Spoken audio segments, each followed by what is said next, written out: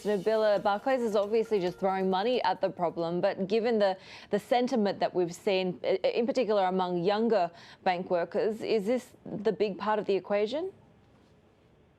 Heidi, there's definitely a war for talent and a race to retain bankers, and money is obviously part of the equation. It's a big part. So Barclays is saying that they're going to lift base salaries for all U.S. analysts by 15,000 and associates and vice presidents by 25,000.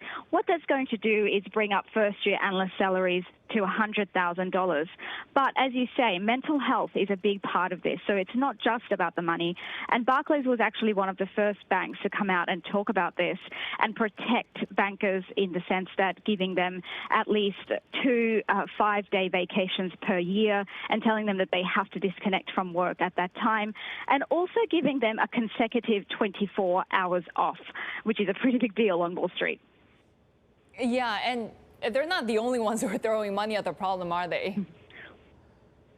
Heidi, that's exactly right. You know, they follow banks like JP Morgan, Credit Suisse, Houlihan Lokey, Jefferies at throwing money at the problem. Some are being more creative than others.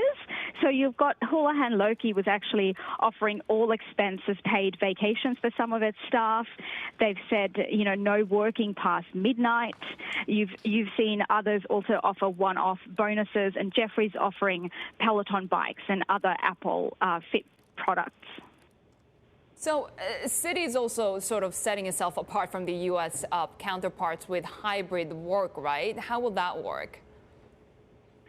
That's exactly right. So Citi has reiterated its position that it's going to allow all of its workers to work at least part-time from home and the other time, obviously, from the office. And they have aligned themselves more with the European banks like UBS in saying so. Remember that Citi CEO Jane Fraser came out earlier this year and said that, you know, she wanted people to have no Zoom Fridays. She set a holiday, which was a Citi reset day.